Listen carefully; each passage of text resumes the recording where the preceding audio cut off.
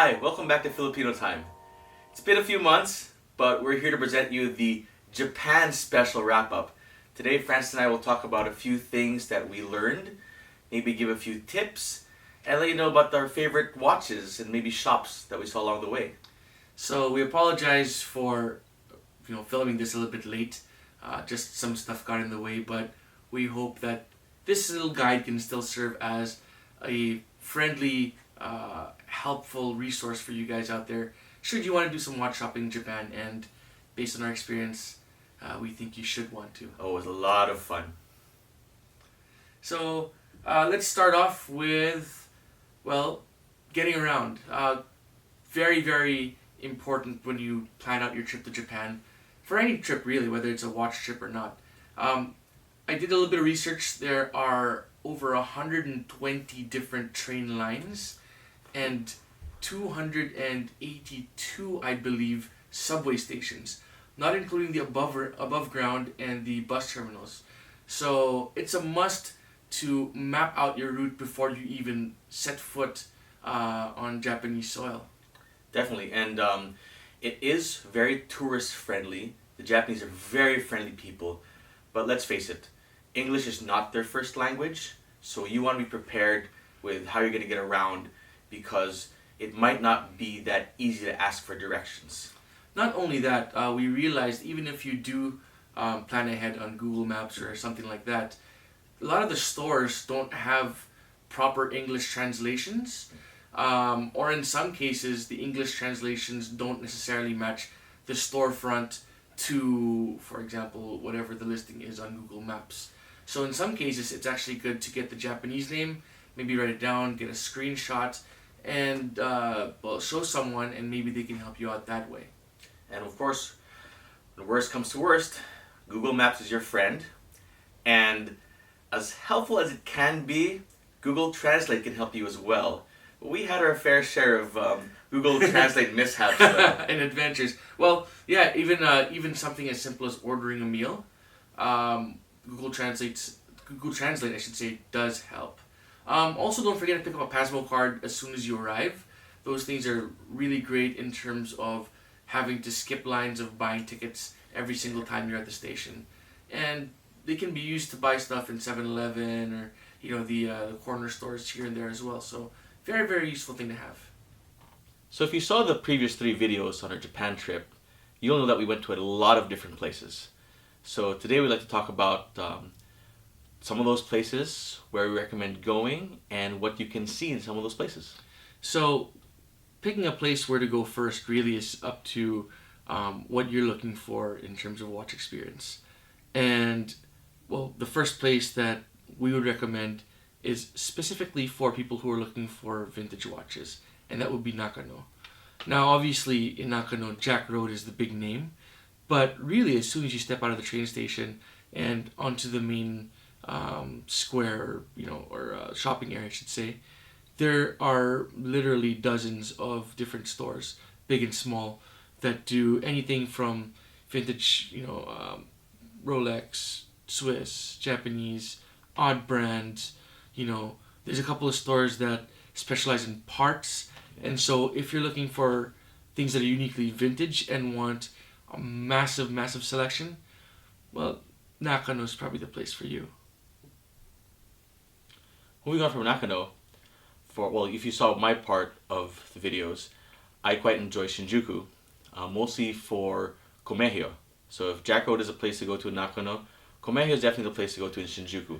There are actually several branches of Komehyo, but I recommend the Shinjuku one because it's the biggest, and they have a nice selection there. Not as wide a selection as Jack Road, not by far, actually. But it's nicely laid out, you get that little boutique feel, but everything is used. Not everything is vintage, mostly just a second-hand market, but they have a lot of brands from Rolex to Omegas to Seikos and everything in between. Also in Shinjuku, and actually around Tokyo, you will see Big Camera and Yodobashi Camera, for example.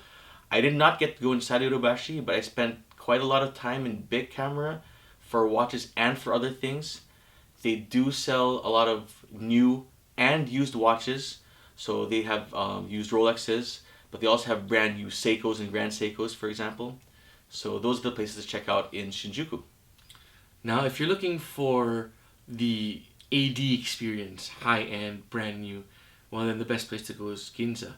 And as you may have seen in the Ginza section of our the three previous videos, I should say, then you'll see just the super high end stuff there. You're talking about Patek, Vacheron, Grand Seiko, and things like that. And when you're there, you definitely have that pampered, more prestigious feel. And quite frankly, my favorite place there might have been the most simple, which is the Seiko Dream Store, and which is the combination of mini museum with showroom, but you can buy all the latest models there. I didn't get to go inside. Well, hopefully next trip. Probably. And I recommend you guys check it out. It was a place that I just stumbled across while I was there. But really, all the big brands, whether it's Swiss, German, Japanese, doesn't matter. They're there. The 80s are there. So if you want high end and you want that, VIP feel, then that's the place for you. There are also a few vintage watch stores in Ginza, but definitely more for 80. But moving back to vintage watches, one of my favorite places actually, for those of you that are pickers or you want to do some real digging, Yep. is Ueno, mostly because of that one store we visited, which you saw, Mizutani. Yes. It's a whole, I guess a hodgepodge would be the perfect word for it, of vintage watches. A lot of vintage Seikos and a lot of vintage Swiss watches as well. Smaller brands, some brands I didn't even really know, but their prices are quite reasonable. And again, if you want to do a little bit of digging, get some of that excitement, then that would be the place to go to. But even around the area, there are also other vintage stores and other secondhand watch stores as well. So be sure to explore that entire area around Ueno. I think it's like 2 streets that you have to look at, and maybe 6 or 7 stores. Well, for all these areas, really, you should devote at least a whole day to really exploring, each nook and cranny, because you'll be surprised at what you can see. For just talking about the Seiko Dream Store and not being able to go, but Yeah. that was something literally I just stumbled upon while walking. And so there's a lot of these little places that you might get lucky with discovering, and I think that's half the fun. So now that you know where you're going, now we want to give you a little bit of insight on how to shop while you're there. And the first one that I want to bring up really is to go ahead and ask questions. Customer service is huge in Japan, and it's all right for you to ask them, details about the watch. You can ask them if you can see and hold it, and generally speaking, they're very, very helpful. The one thing you have to watch out for, especially when we were there, is taking pictures and taking video. Typically, they'll allow you to take pictures, especially if it's just a camera phone. Video, it really depends. So it's always best to ask first. So I had experience in one of the stores where I was taking a lot of video, and a lady came up to me and said, to stop taking video. So you just want to make sure you're not thrown out of the place. They're very polite, don't worry. But if it's just your camera phone, you want to take a wrist shot with the watch that you're looking at, it should be totally fine. Another thing is with the smaller stores, especially the stores where you can see the owner is the one handling customers. You can ask for bargains. You can sort of negotiate here and there, but generally speaking, the amount of bargaining you can do is limited. But still, in the smaller stores, feel free to try to bargain. When you see the price tag, however, you're a tourist, so usually there is a tax-free price. So some stores will have both prices on the tag, say for example for Komehyo. Some stores might not, so you might have to ask. So it's definitely important to bring your passport around because you will need that to get the tax-free price. And one last thing, if you're really looking to buy a watch, it's best to bring cash and in Japanese yen. Some places, will take credit cards, but especially if you're looking for a high-end watch, like we actually were asked to buy a Swiss watch for somebody, and unfortunately, we didn't bring any cash. We weren't prepared to buy anything, so we presented a credit card. Well, the limit on the credit card was quite small, and wasn't enough for the watch in question. So a lot of places won't accept the two credit card trick. It's always best to bring some cash if you're really serious about buying. Cash is king. Cash is king. So now we were going around and we want to tell you what we experienced while we were there. And we'll start off with some of our favorites. And quite frankly, Jack Road was probably the easiest one in terms of places to visit. Mm-hmm. My favorite watch there actually was the True Paul Newman 6239 with the white dial and the black bezel. Those are quite tough to find, and I know it's not the most how do I say this, collectible of the Newman range, but to see the actual watch that well, not the actual, but an exact watch that Paul Newman wore in those famous magazine photos, that was it for me. Also in Jack Road, for me, what I saw were a pair of 5513 Submariners. True, those things aren't that rare, but what was cool about it was that they were birth year watches for the two of us, a 79 and an 82. And if you're an 80s kid like me, you know that birth year watches, cool birth year watches, are pretty hard to find for us. So I found that pretty cool. And they were side by side as well. And they were side by side too. So that's pretty cool to see. Did we buy them? No, we didn't. No. We just said we didn't have enough credit limit for a single watch, right? Let alone two. But yeah, that was really awesome to see. Another one that I really enjoyed was the Vacheron 56 that I saw in Ishindo in Ginza. That was one of those things where I wasn't expecting to find anything there, but I was quite taken with it. I got to handle it, put it on the wrist. Looked really great. I'm not usually one for rose gold, but that one was very, very well executed. So don't worry, we were in Japan, so we did look at some Japanese watches as well. And in Komeya I saw two, and that I really liked. One was a 6105 Apocalypse. As you guys know, there's all these rumors about a new version of the Apocalypse coming out, and all you vintage guys, I've seen your posts online, and it's a beautiful watch. Yes. But the one that I really, really want, and still on my list, is definitely the Grand Seiko Snowflake. I put it on. It looked really, really nice. But the spring drive is always... Spring drive is... Yeah, always great to see. It is. But as you know, I didn't quite pull the trigger on it, so it's still on my list. For me, in the Japanese realm, when I passed by the Grand Seiko store in Ginza, they had on display, not for sale, but on display, an original Laurel, which was Seiko's first wristwatch, and that was really cool to see for me, with the red 12 and the very classic design and shape. So those are the ones that resonated for me. Any other watches on your list? Actually, the Hamilton Field Watch was pretty cool in Mizutani. Okay, yeah. I thought Yuta, the owner of Mizutani, was very knowledgeable. In fact, at first I thought it was a Benris, which is something that you have. That's right.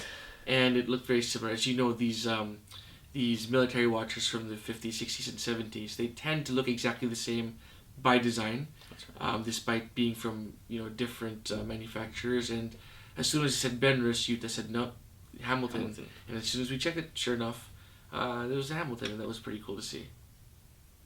Anything else on yours? For me, there is that new GMT. I can't remember the reference number. Oh, was it the Grand Seiko? The Grand Seiko GMT. Ah, yeah. Yeah. Limited edition, 1,000 pieces. The brown one. I know some of you guys out there that have it. It is also a beautiful watch. Yeah. I'm not quite ready to make that leap to the Grand Seikos, but give me some extra cash and I will definitely buy one. And I agree. That's probably the Grand Seiko that I would jump to if I was going to go Grand Seiko as well. So, yeah, I did see that there as well. Really, really cool watch. So, to wrap up, we wanted to give you some of the impressions we got while going around Tokyo. And, well, the first thing that sticks to mind really is the selection. It was just insane. The depth and breadth of what they had in the shelves, from vintage stuff you've never heard of before, brands you may have never heard of before, you know, and most of it being on sale. Like, I would understand if it was in a museum and just for display. No, this is stuff on sale. So if you do want to go to Japan, to Tokyo in particular, do some watch shopping, just prepare yourself for some sensory overload. It can be quite overwhelming. We talk about Jack Road a lot because when you get there, you'll know. When you step into Jack Road, it's just a whole lot of watches. And the first time I set foot there, I didn't know what to do. That being said, though, I don't know where all of the vintage Japanese watches were. Yeah. We saw a whole lot of Swiss watches, but not a lot of vintage Seikos.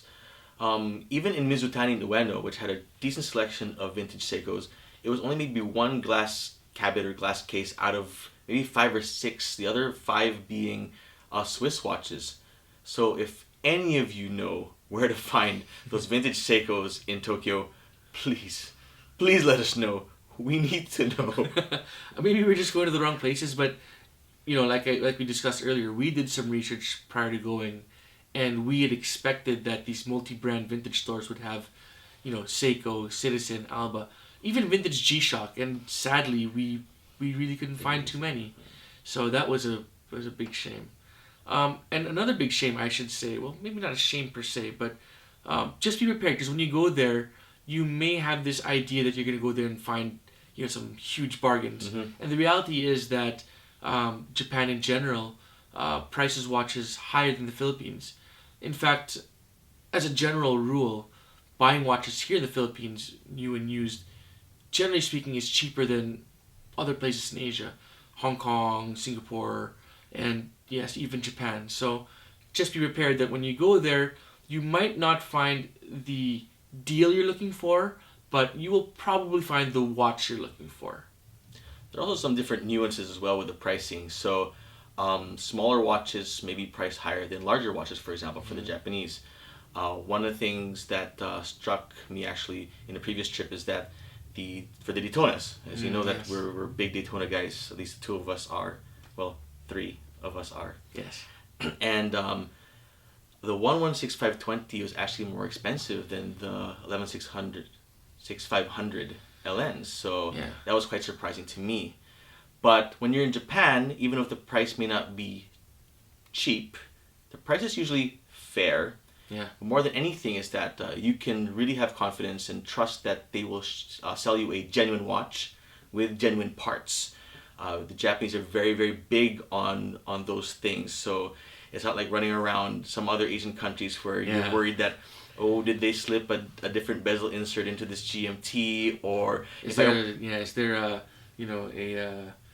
Miyota movement in my Omega or something like that? Exactly. So they will allow you, however, to check the serial number. They'll of course, if you have to agree to buy the watch first, and then they'll show you the serial number and then the watch number, for example. So you'll have no issues buying watches in Japan.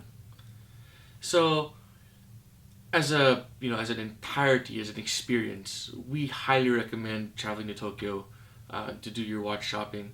Again, go into it with expectations tempered, but really you'll find so much stuff there, and it's extremely rewarding. And if you don't buy, the food is great. That's I didn't see that one coming, but yes, the food is great. And on that note, we want to thank everyone for watching. Again, we apologize for publishing this and filming this a little bit late, but we hope better late than never. And if ever you're in Tokyo, please enjoy. So if you like that video, please subscribe on YouTube, like the video, click on the bell to get notifications, like us on Facebook, and we have a really fast-growing Facebook group and marketplace that I think you should be a part of too. We're starting to work on our Instagram account more and more as well, so please do follow us there if you want to see some awesome watches. See you next time. Take care.